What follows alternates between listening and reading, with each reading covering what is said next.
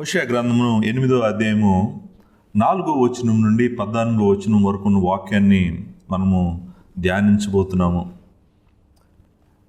Already నేను last సెషన్లో చెప్పాను, ఇశ్రాయేలీలు మాటకి వాళ్ళ జీవితానికి చాలా వ్యత్యాసం ఉందని కూడా వాళ్ళకి తెలియట్లేదు. వాళ్ళు మేము దేవునితోనే ఉన్నామని అనుకుంటున్నారు అని చెప్పాను.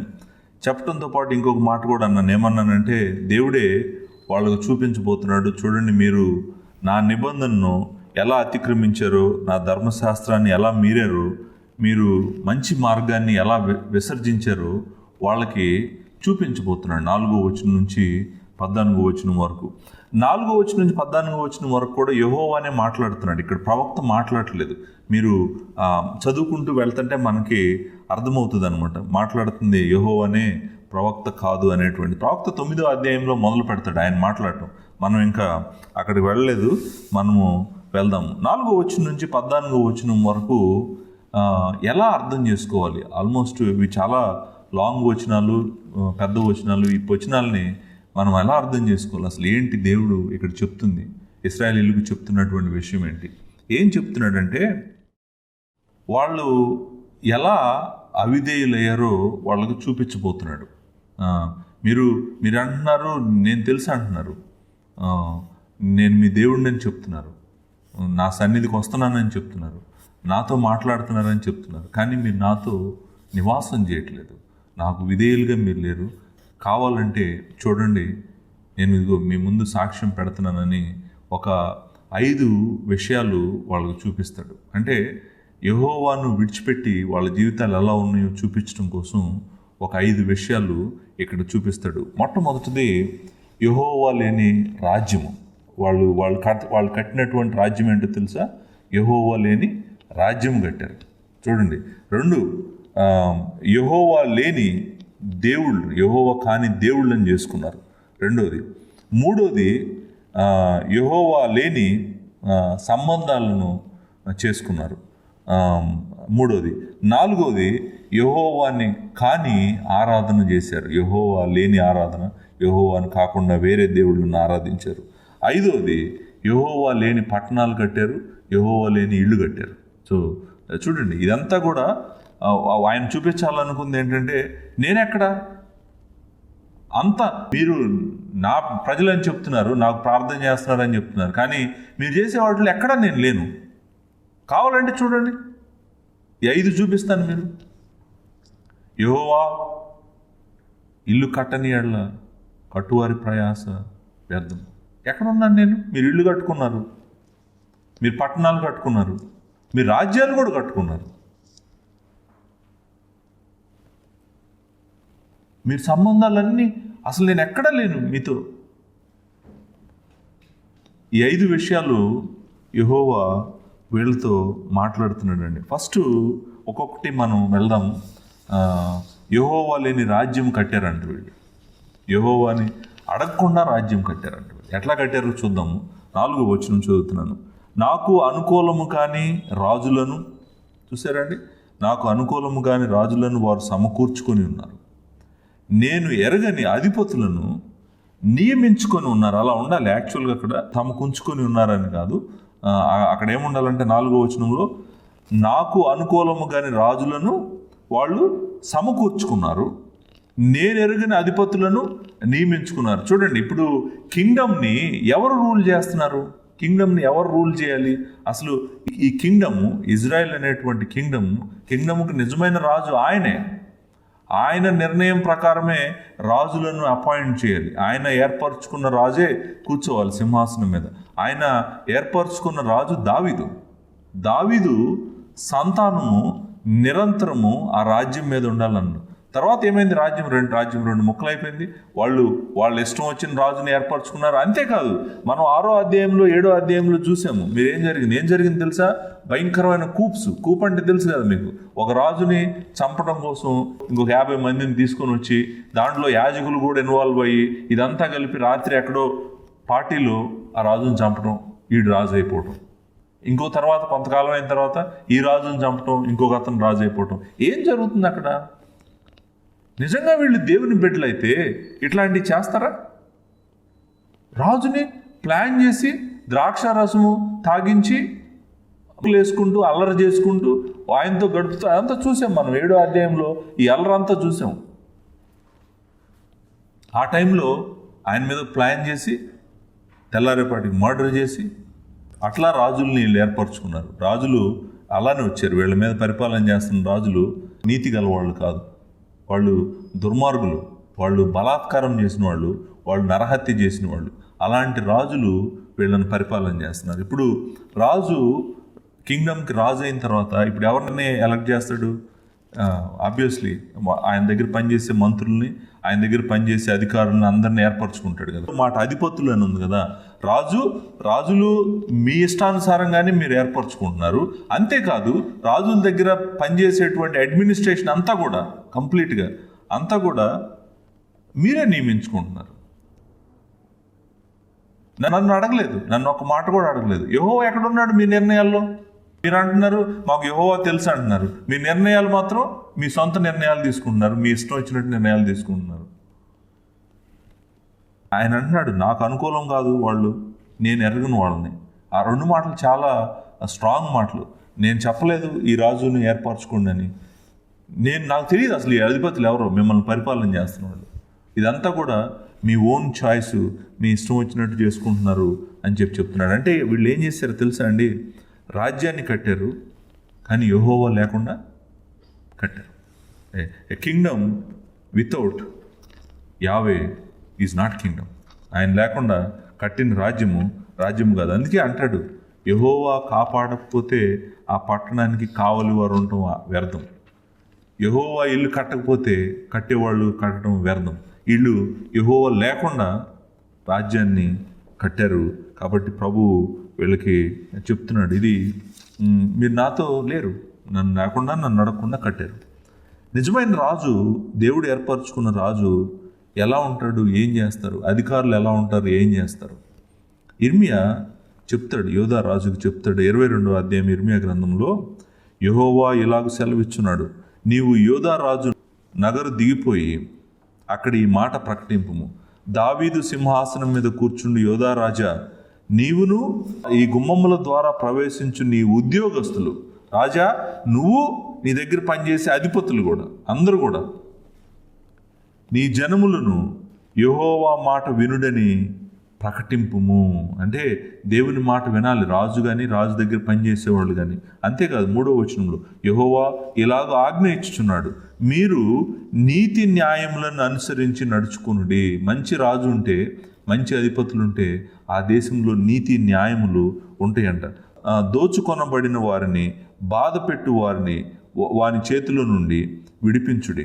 పరదేశులనైనను తండ్రి లేని వారినైనను విధవరాండ్రనైనను బాధింపకుడి, వారికి ఉపద్రవము కలుగు చేయకుడి, ఈ స్థలములో నిరపరాధుల రక్తము చిందించకూడదు. ఆల్రెడీ రాజునే మర్డర్ చేశారు.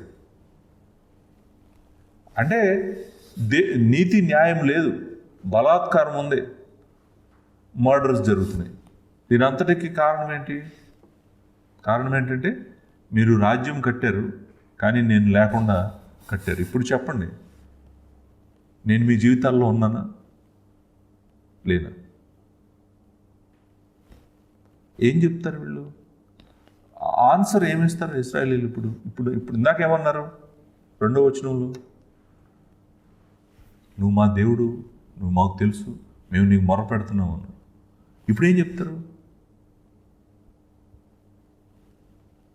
ఒక ప్రాబ్లమే కాదు, 2వ ప్రాబ్లం కూడా ఉంది. 2వ సాక్ష్యం కూడా దేవుడు ప్రవేశపెడుతున్నాడు. ఇది మనం 4వ వచనం మధ్యలో నుంచి 4, 5, 6లో చూస్తామండి. ఈ 2వ ప్రాబ్లం ఏంటో తెలుసా అండి? వాళ్ళు యెహోవా దేవుడైతే మళ్ళీ వాళ్ళు దేవుళ్ళని ఎందుకు చేసుకున్నారు? ప్రభు అడుగుతుంది ఏంటంటే, ఇక్కడ 4వ వచనం 2వ భాగంలో చూడండి. 2వ భాగం ఎలా ఉంటుందంటే, తమ వెండి బంగారములను వినియోగించి విగ్రహములను చేసుకొని ఉన్నారు. ఇప్పుడు వెండి బంగారములను వినియోగించి విగ్రహాలను వీళ్ళు ఎందుకు చేసుకోవాలి? విగ్రహాలనే కాదు, అది వాళ్ళ సొంత నిర్మూలన కొరకు, కొట్టివేయట కొరకే అని 4వ వచనం యాక్చువల్గా అలా ఉండాలి. వాళ్ళు కొట్టివేసుకోవడం కోసమే ఈ పని చేశారు అని ఉండాలన్నమాట. అలా లేదు. ఇక్కడ తెలుగు బైబిల్లో వాటిని పోగొట్టుకొని ఉన్నారు, అలా లేదు. యాక్చువల్గా ఏమనుందంటే వీళ్ళు వెండి బంగారాలు వాడి ఏం చేశారు? విగ్రహాలను చేసుకున్నారు. విగ్రహాలు ఎలాంటి విగ్రహాలు చేశారు? ఏం విగ్రహాలు చేశారు? మీకు తెలుసు ఏం విగ్రహాలు చేశారు. ఏం విగ్రహాలు చేశారంటే 5వ వచనంలో, షోమ్రోను ఆయన నీ దూడ విగ్రహమును విసర్జించును, నా కోపం వారి మీద రగులుకొనెను, ఎంతకాలము వారు నిర్దోషపు విషయమై అసమర్థులుగా ఉండురు అని ఉందన్నమాట. యాక్చువల్గా అట్లా ఉంది హీబ్రూలో. మరి తెలుగు 5వ వచనము అలా లేదు. ఎంతకాలం వారు పవిత్రతను అందజాలరు. పర్వాలేదు, అది కూడా మంచి ట్రాన్స్లేషన్. కాకపోతే ఇక్కడ ఏంటంటే వాళ్ళు వెండి బంగారాలను వాడి విగ్రహాలు చేశారు. నిర్మాణము అని ఉంది కదా, విగ్రహ నిర్మాణము, విగ్రహాలు చేశారు. అంతేకాదు దూడ విగ్రహాన్ని కూడా చేశారు. వీళ్ళు దూడ విగ్రహాన్ని కూడా చేశారు. ఇప్పుడు ప్రభు అడుగుతున్న మాట ఏంటంటే, నేను మీ దేవుణ్ణి కదా, మీకు వెండి బంగారం ఇచ్చింది ఎవరు? మీకు వెండిని బంగారంను ఇచ్చింది ఎవరు? నేను ఇచ్చానా? మీరు చేసుకున్న దూడ లాంటి విగ్రహం ఇచ్చిందా? నేను ఇచ్చానా? మీరు చేసుకుంటున్న విగ్రహాలు ఇచ్చినాయి. 2వ అధ్యాయంలో ఒక మాట ఆయన అంటాడనమాట.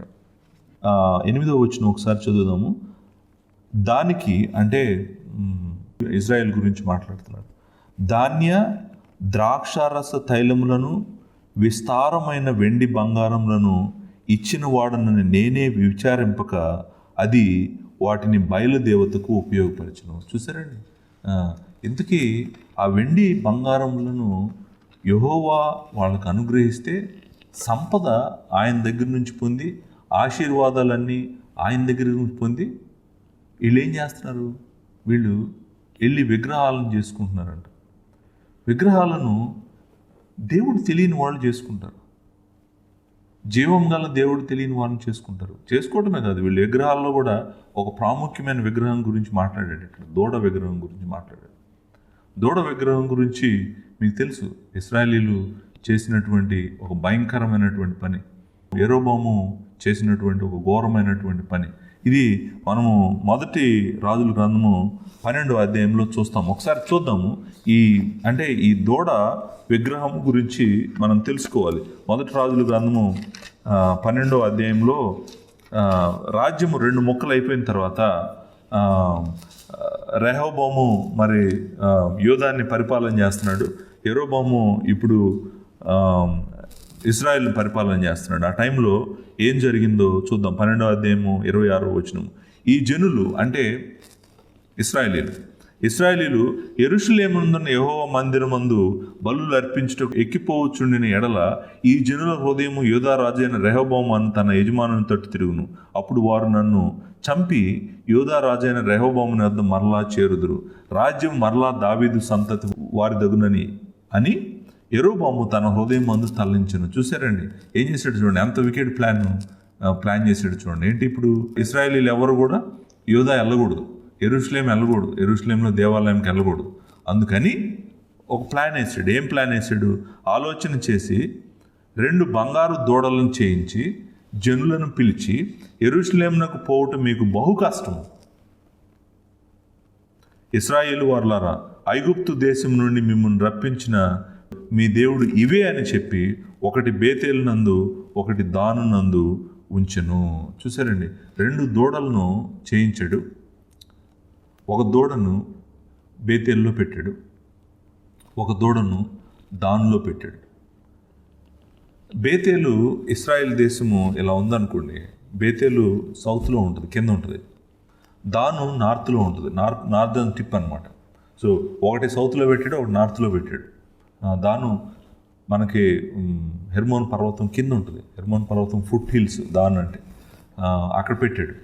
అక్కడ పెట్టి ఏమన్నాడు, మీరు యెరూషలేం వెళ్ళొద్దు,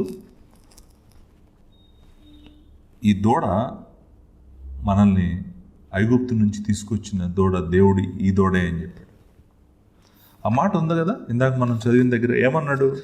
ఐగుప్తు నుంచి మనలను తీసుకొని వచ్చిన ఆ మాట, ఐగుప్తు దేశంలో నుండి మిమ్మును రప్పించిన మీ దేవుడు ఇవే అని చెప్పి ఏం చూపించాడు? దూడలను చూపించాడు. యెరోబాముకి అసలు ఈ థింకింగ్ ఎక్కడి నుంచి వచ్చి ఉండొచ్చు? ఏం జరిగింది? ఈ దూడ ఈ దూడే మనల్ని ఐగుప్తుల నుంచి తీసుకొచ్చింది అని చెప్పి, ఈ దూడే మన దేవుడు అని చెప్పి అనడానికి కారణం ఏమై ఉండొచ్చు? కారణం ఏమై ఉండొచ్చు అంటే, మీకు నిర్గమకాండము 32వ అధ్యాయం గుర్తుందా? నిర్గమకాండం 32వ అధ్యాయంలో ఇశ్రాయేలీయులు సినాయి పర్వతం దగ్గర ఉన్నారు. సినాయి పర్వతం దగ్గర ఉన్నప్పుడు మోషే సినాయి పర్వతం మీదకి వెళ్ళి ఆయన తిరిగి రావటం లేట్ అయినప్పుడు కింద అహరోను చేత ఇశ్రాయేలీలందరూ ఏం చేపిస్తారో తెలుసా? దూడనే చేపిస్తారు. ఏం చేపిస్తారు? బంగారము మళ్ళీ అందరి బంగారము పోతపోసి 32వ అధ్యాయము 4వ వచనం, అతడు వారి వద్ద వాటిని తీసుకొని, బంగారము అంతా తీసుకొని పోగరతో రూపమును ఏర్పరిచి దానిని పోతపోసి దూడగా చేసెను. అప్పుడు వారు, ఓ ఇశ్రాయేలు, ఐగుప్తులో నుండి నేను రప్పించిన నీ దేవుడు ఇదే అనేది. చూసారండి, ఐగుప్తులో నుంచి వాళ్ళని తీసుకొచ్చిన దేవుడు ఆ దూడ అంట. ఇప్పుడు అంటే ఆ దూడ తర్వాత 2 దూడలను చేశాడు యెరోబాము. 2 దూడలను 2 ప్లేస్లో పెట్టాడు. ఇప్పుడు ప్రభు అడుగుతుంది ఏంటంటే, బంగారము నేను ఇచ్చాను మీకు, వెండి నేను ఇచ్చాను మీకు, సంపద నేను ఇచ్చాను మీకు. మీరు నా మాట వినేవాళ్ళైతే నేను ధర్మశాస్త్రంలో ఏం చెప్పాను మీకు? ధర్మశాస్త్రంలో ద్వితీయోపదేశకాండంలో చూసాము, నువ్వు వేరే దేవుడిని చేసుకోకూడదు అని. వీళ్ళు ఏం చేశారు? వేరే దేవుళ్ళను చేశారు. మరి నువ్వు నాతో చెప్పేది ఒకటి, నీ జీవితము వేరుగా ఉంది. నువ్వేమో నువ్వు తప్ప వేరే దేవుడు లేడని చెప్తున్నావు. నీ జీవితంలో ఏం చేస్తున్నావు? నువ్వు నీ ఇష్టమైనటువంటి దేవుళ్ళను చేసుకుంటున్నావు. చూడండి, ఆ దూడ గురించి కూడా ప్రభువు మాట్లాడాడు, విగ్రహాల గురించి మాట్లాడాడు. అప్పుడు ఒక మాట అంటాడు, ఏమంటాడంటే, నా కోపము వారి మీద రగులుకొనెను అంటాడు. రగులుకుంటుందని చెప్పాడు ద్వితీయోపదేశకాండంలో. నా కోపం మీ మీద రగులుకుంటుందని చెప్పాడు. ఇక్కడ రగులుకుందని చెప్తున్నాడు. రగులుకున్న తర్వాత చూడండి ఆయన ఎంత బాధపడుతున్నాడు.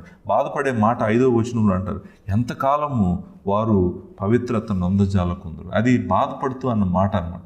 ఎంతకాలం మీరు నా మాట వినకుండా ఉంటారు? ఇట్లా ఎంతకాలం నేను నా ఉగ్రం మీ మీద కుమ్మరిస్తానే ఉండాలి? ఎంతకాలం నా కోపం మీ మీద రగులుకుంటానే ఉండాలి? మీరు ఎంతకాలం నన్ను అర్థం చేసుకోరు?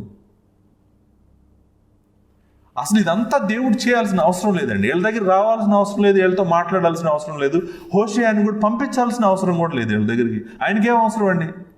హోషేయ తన ప్రవక్తని వీళ్ళ దగ్గరికి ఎందుకు పంపించాలి? మాట విన్నోడిని వదిలిపెట్టేసేయచ్చు కదా, వాళ్ళ ఇష్టం వచ్చినట్టు జీవిస్తున్నారని విడిచిపెట్టవచ్చు కదా. చూడండి, ఎంత దీంట్లో ప్రేమ కనిపిస్తుంది, బాధ కనిపిస్తుంది, ఆయన కోపం కనిపిస్తుంది, ఆయన లక్షణాలన్నీ కనిపిస్తున్నాయి. వాళ్ళ కోసం మళ్ళీ పరిగెట్టుకుంటూ వస్తున్నాడు. ఎంతకాలము మీరు పవిత్రతను ఇష్టపడరు? మీరు ఎంతకాలం ఈ జీవితం మీకు? నా కోపం వస్తుంది మీ మీద, నా కోపం రగులుకుంటుంది. 6వ వచనంలో అంటాడు, అది ఇశ్రాయేలు వారి చేతి పనే కదా, కంసాలి దాన్ని చేసెను, అది దైవము కాదు కదా.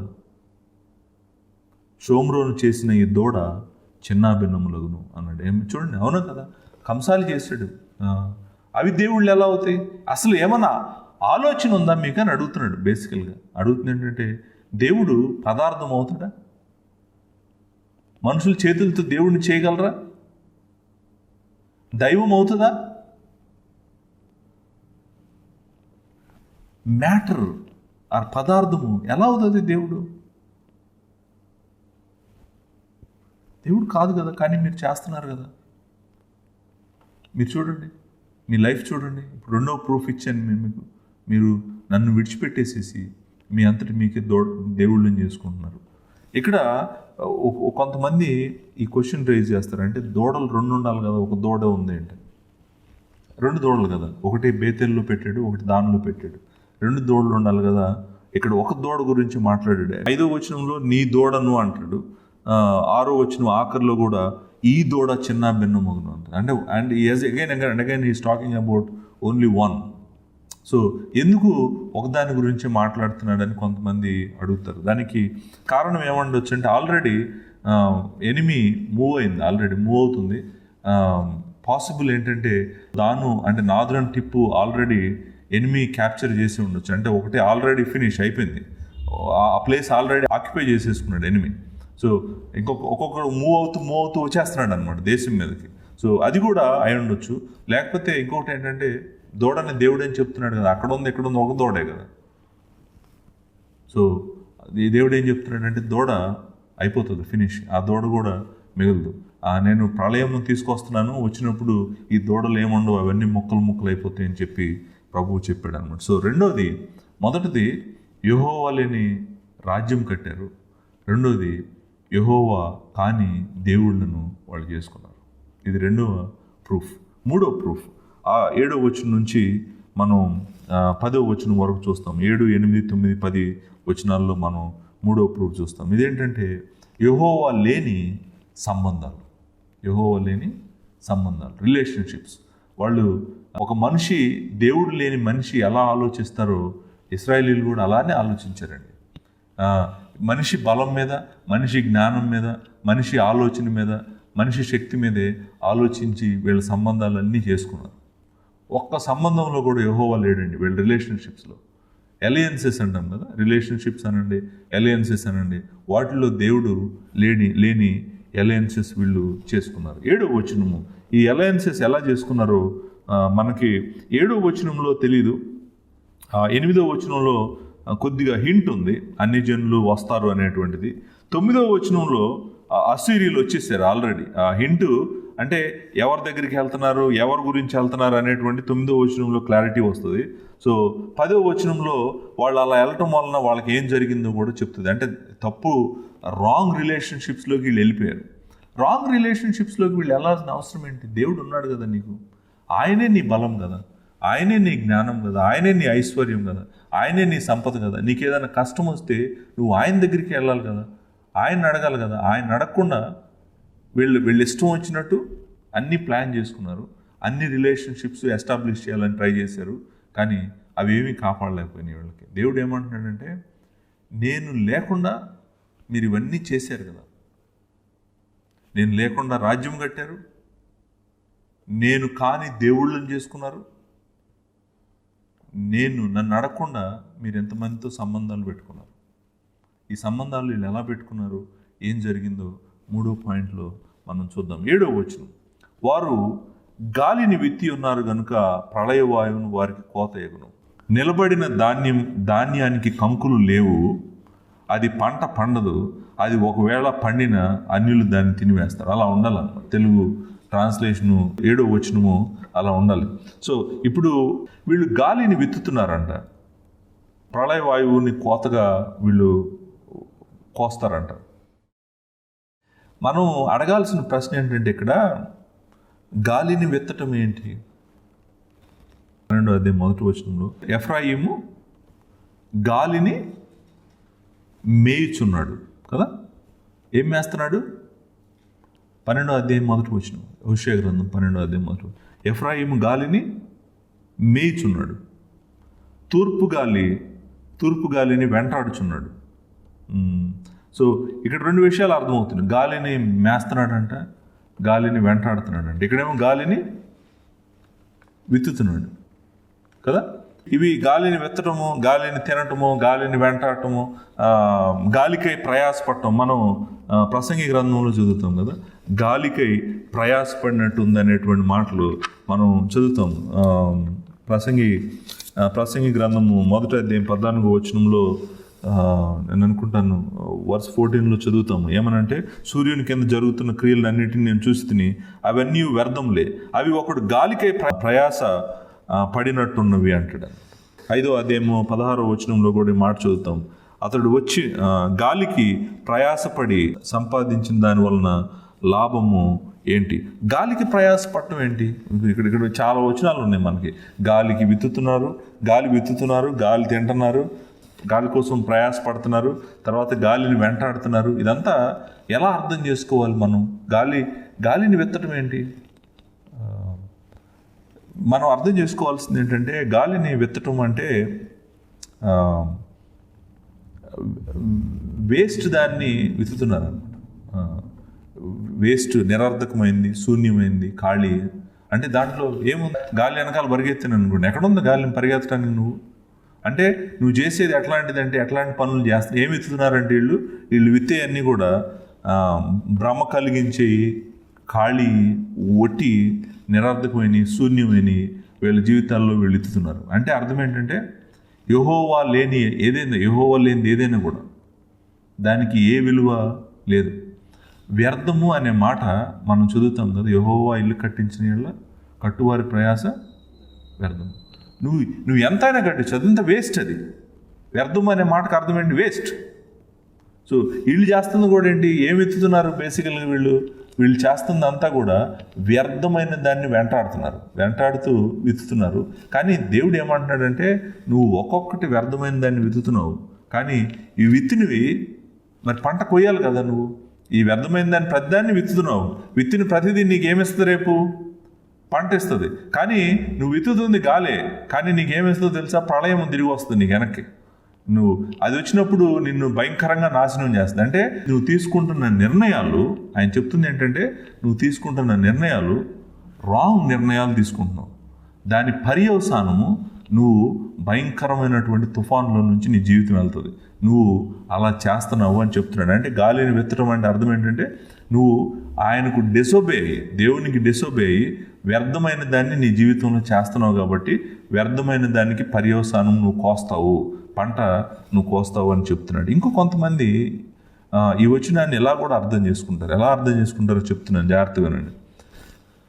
విత్తేటప్పుడు విత్తనాలు పొలంలో గాలి ఎక్కువ ఉండకూడదు. పంట విత్తేటప్పుడు విపరీతంగా గాలి తోలుతుంది అనుకోండి, విత్తనాలు విత్తలేము. ఏమవుతుంది? విత్తనాలు విత్తున్నప్పుడు విపరీతమైన గాలి ఉందనుకోండి, ఏం జరుగుతుంది? విత్తనాలన్నీ ఎగిరిపోతాయి. సో ఒకటి, వీళ్ళు విత్తనాలు విత్తేటప్పుడు గాలికి విత్తుతున్నారంట. అంటే గాలి బాగా తోలుతున్న టైంలో వీళ్ళు విత్తనాలు వేస్తున్నారంట. అంతేకాదు, వీళ్ళు పంట కోసే టైంలో ఏమైందంటే తుఫాను వచ్చిందంట. అంటే పంట ఎప్పుడు కోస్తున్నారు? ప్రళయంలో పంట కోస్తున్నారు. విత్తేటప్పుడేమో గాల్లో విత్తారు, అంటే గాలి తోలుతున్నప్పుడు బాగా గాల్లో విత్తేటప్పుడు. సో కొన్నే పండు ఉంటాయి. ఆ కొన్నే పండింది అనేటువంటి పంట కోద్దాము అని అనుకునే టైంకి ఏమొచ్చింది? ఇప్పుడు ప్రళయం వచ్చింది. సో ప్రళయం అంటే తుఫాను వచ్చింది. తుఫాను వచ్చినప్పుడు ఏమవుతుంది? పంట అంతా కూడా నిలబడి ఉంటుందా? నిలబడి ఉండదు, పక్కకి వెళ్ళిపోద్ది, పడిపోద్ది అనమాట. సో అలా ఈ వచనాన్ని అర్థం చేసుకోవాలని కొంతమంది చెప్తారు. దాంట్లో కూడా నిజం ఉంది. నిజంగానే వీళ్ళు విత్తినప్పుడు దేవుడిని అడగకుండా వాళ్ళ ఇష్టానుసారంగా విత్తారు. ఆబ్వియస్లీ కోసేటప్పుడు కూడా వాళ్ళ ఇష్టానుసారంగా కోయాల్సిందే. సో దాంట్లో కూడా నిజమే ఉంది. అంటే ఈ రెండు ఇంటర్ప్రిటేషన్స్ తీసుకోవచ్చు. కానీ నేను అనుకుంటాను మొదటిదే కరెక్ట్. అంటే గాలిని విత్తారు, కానీ గాలి వేస్తున్నప్పుడు విత్తలేదని నేను నమ్ముతున్నాను. అలాగే ప్రళయాన్ని కోసారు, కానీ ప్రళయంలో కోతను కోసారని నేను అనుకోవట్లేదు అనమాట. సో కాబట్టి ఇది ఏం చెప్తుందంటే, యాక్చువల్గా గాలిని విత్తడం అంటే వ్యర్థమైన వాటిని విత్తారు, వ్యర్థమైన దాన్ని దేవుడు లేనిది విత్తారు. కాబట్టి మహాభయంకరమైన దేవుడు లేనిది కోస్తున్నారు. అది దాని అర్థం. దాని తర్వాత వచ్చిన అదే చెప్తుంది. ఏం చెప్తుంది? వాళ్ళ ధాన్యానికి కంకులు లేవు, వాళ్ళు విత్తిన దానికి పంట రాదు. వాళ్ళు విత్తిన దానికి, ఎందుకంటే వాళ్ళు వ్యర్థమైంది విత్తారు కాబట్టి పంట రాదు. ఆ తర్వాత ఒకవేళ ఏమైనా కూడా వాళ్ళు విత్తింది ఏదైనా పండింది అనుకోండి, పండినా కూడా అది వాళ్ళ చేతుల్లో ఉండదు. ఎవరు? అన్యులు దాన్ని తింటారు. ఆ మాట చెప్తాడు కదా, ఒకవేళ పంట వచ్చిన అది అన్యులు దాన్ని తీసుకుని వెళ్తారు. అంటే అర్థం ఏంటంటే, ఏమైనా మిగిలింటే, మీరు విత్తిన చెడులో నుంచి మీ మీదగా తుఫాను వచ్చిన తర్వాత ఏదైనా మిగిలింటే అది కూడా మీకు దొరకదు. అది కూడా అన్యులు వచ్చి తీసుకెళ్ళిపోతారు, వాళ్ళ చేతుల్లోకి వెళ్ళిపోతుందని చెప్తున్నాడు. అది 7వ వచనం. 8వ వచనము ఆబ్వియస్లీ ఇశ్రాయేలు వారు తినివేయబడుదురు. ఆ మాట పైన మనం ఆల్రెడీ చూసాం కదా, అన్యులు తింటారని. తినివేదురు అనే మాట ఆల్రెడీ 7వ వచనంలో ఉంది. అదే మాట 8వ వచనంలో కూడా ఉంది. ఇందాక తిందేమో పంటని, ఇప్పుడు తిందేమో ఇశ్రాయేలీల్ని. చూసారండి? అంటే వచ్చే ఎనిమి పంటని తినడమే కాదు, ఇశ్రాయేలీల్ని కూడా తినేస్తాడు. అంటే అలాంటి శత్రువు వస్తున్నాడు అన్నమాట. ఎవరికి ఇష్టము కానీ ఘటము వంటి వారై అన్ని జనులలో నుందురు. ఇశ్రాయేలీలు ఏమైపోతారని తెలుసండి? నీకు ఎవరికి పనికిరాని ఘటము అంటే పాత్ర, మట్టి పాత్ర. ఎవరికి పనికిరాని మట్టి పాత్ర, మొక్కలైపోయిన పాత్రలాగా వాళ్ళ జీవితాలు అన్ని జనుల మధ్యలో మిగిలిపోతాయంట. అంటే వాళ్ళు వేరే అన్ని జనుల మధ్యలో ఉంటారు, చుట్టూ అన్ని జనులే ఉంటారు వాళ్ళ చుట్టూ. వీళ్ళని ఎవరు పట్టించుకోరు. పగిలిపోయిన కుండని ఎవరు పట్టించుకుంటారండి? ఘటాన్ని పనికిరాని పాత్ర అనే మాట మనం అంటుంటాం కదా. పనికిరాని పాత్రలాగా వీళ్ళు అయిపోతారంట. అయిపోతే ఎవరు వాళ్ళని పట్టించుకోరంట. ఆ తర్వాత ఘటం వంటి వారే అన్ని జనుల్లో నుందురు అంటాడు. 9వ వచనంలో అడవి గార్ధబము తన ఆశ తీర్చుకొని పోయినట్లు ఇశ్రాయేలు వారు అష్షూరీయుల యొద్దకు పోయిరి. ఎఫ్రాయిము కానుకలు ఇచ్చి విటగాండ్రను పిలుచుకొనెను. చూడండి, ఇక్కడ యాక్చువల్గా అడవి గార్ధబం గురించి కూడా ప్రాబ్లం ఉంది. ట్రాన్స్లేషన్లో ఏమని ఉండాలంటే 9వ వచనము అడవి గార్ధబము ఒంటరిగా తిరుగునట్లు అని ఉండాలన్నమాట. ఒంటరిగా తిరుగునట్లు ఇశ్రాయేలు వారు అష్షూరీయుల యొద్దకు పోయిరి. ఎఫ్రాయిము డబ్బులు ఇచ్చి ప్రేమను కొన్నాడు అని ఉండాలన్నమాట. అట్లా ఉండాలి. అంటే యాక్చువల్గా వాళ్ళు ప్రేమనే కొన్నారు, విటకాండ్రని కొనలేదు. విటకాండ్ర ఏమిస్తారు? విటకాండ్ర అంటే లవర్స్ ఏమిస్తారు? ప్రేమ ఇస్తారు. వీళ్ళు ఏం కొన్నారు? లవర్స్ని కొనలా, ప్రేమ కొన్నారు. అలా ఉండాలి ఆ వచనం, 9వ వచనం. ఎందుకే అడవి గార్ధబొమ్ము అంటే అడవి గాడిద ఒంటరిగా తిరుగుతుందంట. అడవి గాడిదకు ఉన్న లక్షణం ఏంటంటే మనుషులు ఉన్న చోట అది ఉండదు. ఎడారుల్లో తిరుగుతుంది, ఎడారుల్లో తింటుంది, ఎడారుల్లోనే ఉంటుంది, మనుషుల దగ్గర కనపడదు. సో ఒంటరిగా అంటే ఇశ్రాయేలీలు ఎలా ఉన్నారంట అంటే అడవి గార్ధబొమ్మలాగా ఉన్నారంట. అంటే వాళ్ళు దేవునితో సహవాసం చేస్తున్న వాళ్ళుగా, దేవుని బిడ్డలతో జ్ఞానం తీసుకుంటున్న వాళ్ళలాగా అలా లేరంట. వాళ్ళ నిర్ణయాలు అన్నీ కూడా ఆపద వచ్చినప్పుడు వాళ్ళు చేసే పనులన్నీ కూడా ఒక అడవి గాడిద చేసేటువంటి పనుల్లాగానే వాళ్ళు చేస్తున్నారంట. అంతేకాదు వాళ్ళు అష్షూరీయుల యొద్దకు పోయారంటండి. ఎవరి వల్లనైతే వాళ్ళకి థ్రెట్ వస్తుందో వాళ్ళ దగ్గరికి పోయి ప్రేమ కొనుక్కుంటున్నారండి. డబ్బులు ఇచ్చి ప్రేమ కొనుక్కోవడం ఏంటి? అష్షూరీయులతో పాటు చుట్టుపక్కల ఉన్న దేశాలు, సిరియా కానివ్వండి, తర్వాత ఫియెన్షియా కానివ్వండి, అంటే లెబనాన్ కానివ్వండి, వీళ్ళందరూ ఇప్పుడు ఇతనికి ప్రేమ లేదు, ఇతను ప్రేమించేవాళ్ళు లేరు, ప్రేమ తక్కువైపోయినప్పుడు ఏం చేయాలి? నన్ను ఎవరన్నా ప్రేమిస్తారా, నేను డబ్బులు ఇస్తానని అడుగుతున్నాడు ఇల్లు వాళ్ళని. నేను డబ్బులు ఇస్తాను, నన్ను కొంచెం మీరు ప్రేమించండి, నా మీద కఠినంగా మీరు ఏమీ చేయకండి, నాకు ప్రేమ కావాలి మీది, మీకు నేను డబ్బులు ఇస్తాను. సో డబ్బులు ఇచ్చి ప్రేమను కొనుక్కుంటున్నాడు అంటండి. కొనుక్కున్నాడనే మాట అక్కడ మనం చూస్తున్నాం. తర్వాత 10వ వచనంలో వారు డబ్బులు ఇచ్చి అన్యజనులలో వెటకాండ్రను పిలుచుకొనెను. అంటే అర్థం ఏంటి? 10వ వచనం వారు కానుకలు ఇచ్చి అన్యజనులలో వెటకాండ్రను పిలుచుకొనెను. ఇప్పుడే నేను వారిని సమకూర్చుదును. ఇప్పుడు ఏమంటున్నాడంటే తెలుసా అండి, వెటకాండ్రు అంటే లవర్స్. నేను ఆల్రెడీ చెప్పాను, ప్రియులు. సో వీళ్ళు ఏం చేశారంటే ఆపద వస్తుందని అర్థమైంది వీళ్ళకి. అంటే శత్రువు మూవ్ అవుతున్నాడు అనేటువంటిది అర్థమయ్యి వీళ్ళు ఏం చేయాలి? శత్రువు మన మీదకి వస్తున్నాడు అన్నప్పుడు ఇశ్రాయేలీలు ఏం చేయాలంటే ఉపవాసం ఉండి దేవుని సన్నిధికి వెళ్ళి ప్రార్థన చేయాలి. ప్రభువా మమ్మల్ని కాపాడు, ఆపద వస్తుందని. వీళ్ళు ఏం చేసేది తెలుసా? బంగారము, వెండి, డబ్బులు అన్నీ తీసుకొని సిరియా వాళ్ళ దగ్గరికి వెళ్ళి మీరు మమ్మల్ని కాపాడరా, మమ్మల్ని కొంచెం ప్రేమించని వాళ్ళు వస్తున్నారు, లేకపోతే లెబనాన్ దగ్గరికి వెళ్ళి కొంచెం మమ్మల్ని కాపాడరా వాళ్ళు వస్తున్నారు. వీళ్ళిద్దరూ చేయలేరు అనుకున్నాడు అనుకోండి, అప్పుడు మళ్ళీ పరిగెట్టుకుంటూ అష్షూరియా దగ్గరికి వెళ్ళి మీరే వస్తున్నారు, మీరు మా మీద పడద్దు, మేము నాశనం అయిపోతాం, డబ్బులు తీసుకోండి, మమ్మల్ని ప్రేమించండి, మీకు సొంతం కడతాము. అది వీళ్ళు చేస్తున్న పనులు అనమాట. ఇవన్నీ దేవుడు ఏమంటాడంటే ఇవన్నీ ఎవరు చేస్తారు? నేను లేని వాళ్ళు చేస్తారు. నేనున్నాను కదా మీకు. ఇదంతా ఏంటి అసలు? మీరు ఏం చేస్తున్నారు? మీరు ఇప్పుడే ఆయన అంటాడు, ఆ మాట ఏమంటాడంటే వచనంలో వాళ్ళందరినీ సమకూర్చమంటున్నాడు. తీర్పులోకి ఏమంటున్నాడంటే వెంటనే వీళ్ళందరినీ సమకూర్చండి. అధిపతులు గల రాజు పెట్టు భారము చేత వారు త్వరలో తగ్గిపోదురు. అక్కడ యాక్చువల్గా ఏముండాలంటే అధిపతులు రాజు పెట్టు భారం చేత వారు త్వరలో క్రమంగా క్షీణించిపోతారని ఉండాలి. అంటే అర్థం ఏంటంటే డబ్బులు కడుతున్నారు కదా వీళ్ళకి, అష్షూరియాకి. ఇప్పుడు డబ్బులకు సొంతం కట్టినంతసేపు ఏమన్నాడు, డబ్బులు అయిపోగానే మళ్ళీ ఏమంటాడు, డబ్బులు దే అంటాడు.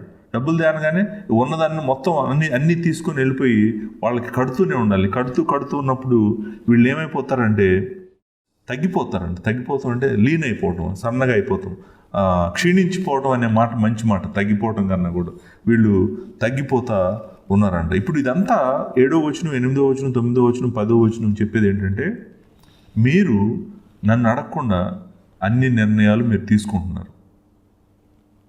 మీ నిర్ణయాలన్నీ వ్యర్థమైన నిర్ణయాలు, వేస్ట్ విత్తుతున్నారు మీరు కాబట్టి మీరు తప్పకుండా భయంకరమైనటువంటి ప్రళయాన్ని మీరు కొయ్యబోతున్నారు.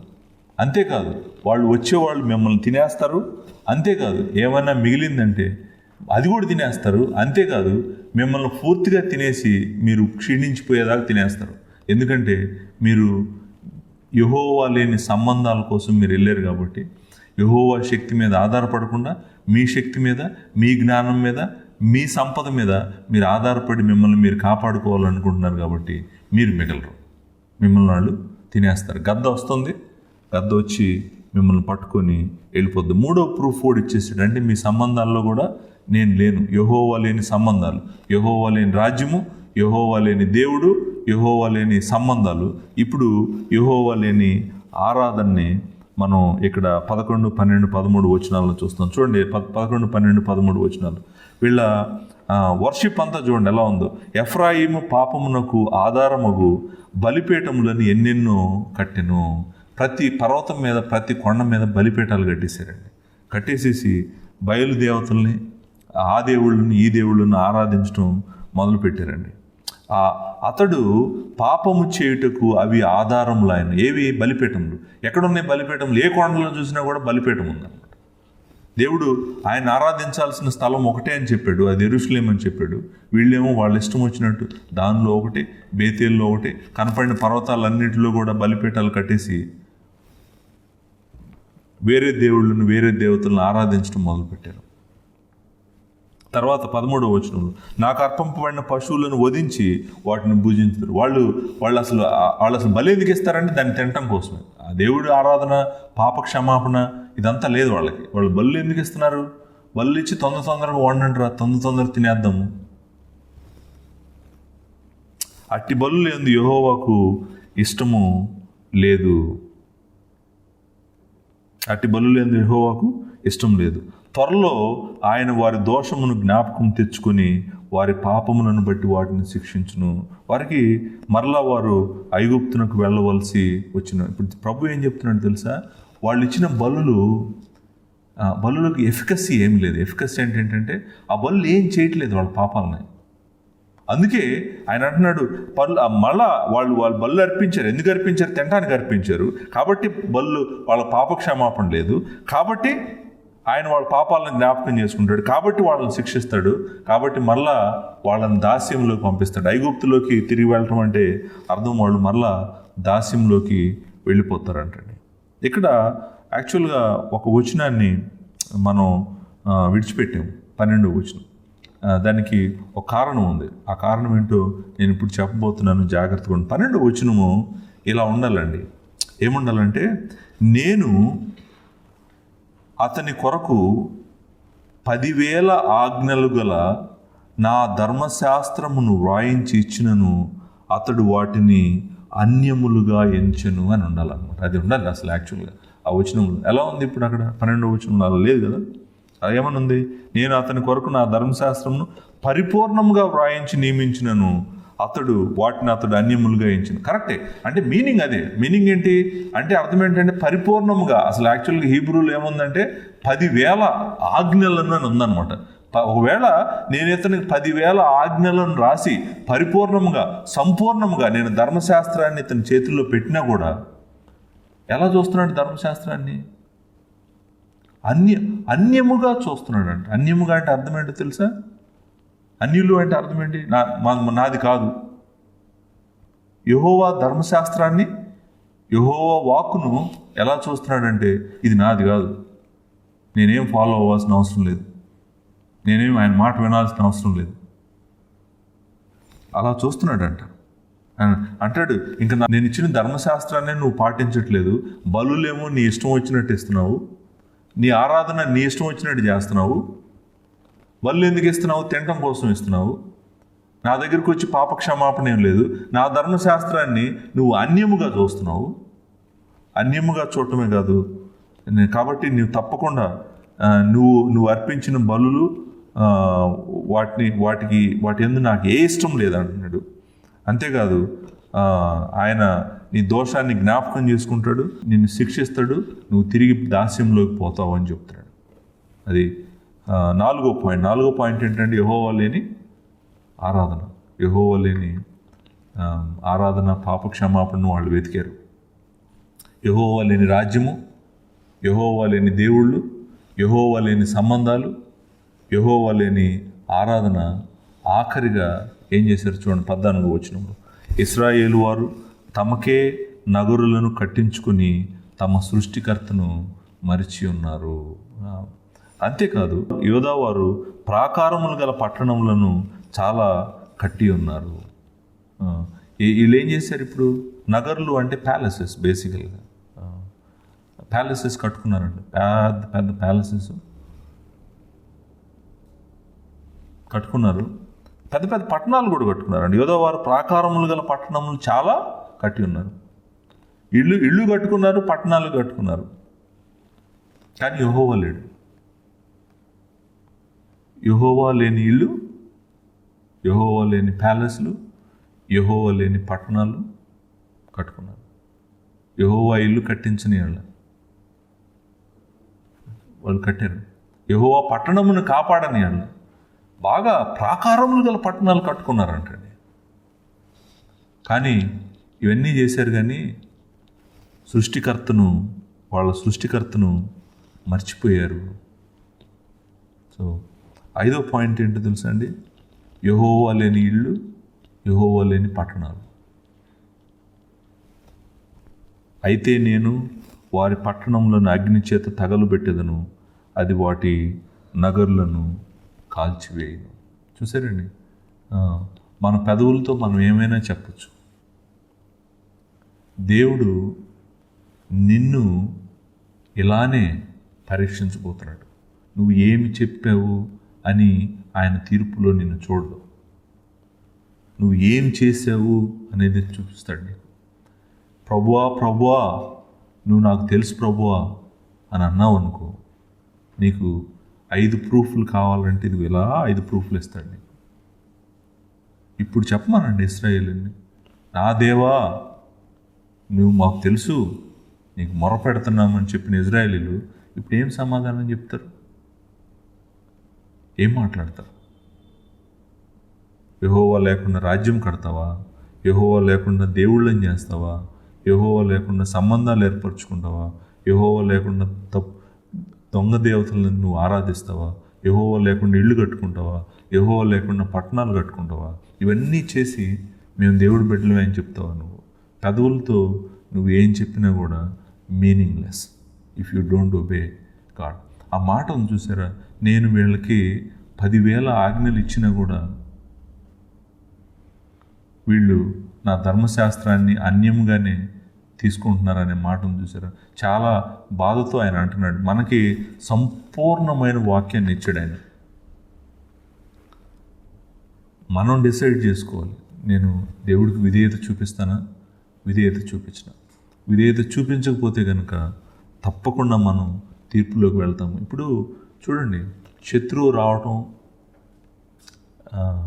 శత్రువు మింగేయటం, అగ్ని రావటం, పట్టణాలను తగలబెట్టడం, నగరులను తగలబెట్టడం, ఇదంతా మీకు ఏం గుర్తు రావాలంటే భయంకరమైన మరణము, నాశనము గుర్తు రావాలి. సో భయంకరమైన నాశనంలోకి, మరణంలోకి మీరెవరో నాకు తెలియదు అని దేవుడు అంటానికి కారణం ఏంటో తెలుసా అండి? మనము ఆయనకు విధేయత చూపించకపోవడం. విధేయత చూపించే దేవుని బిడ్డలుగా మనం ఉండాలి. ఇశ్రాయేలీల దగ్గర నుంచి మనం నేర్చుకోవాలి, ఆయనకు భయపడాలని నేను కోరుకుంటూ ముగిస్తున్నాను. Thank you very much.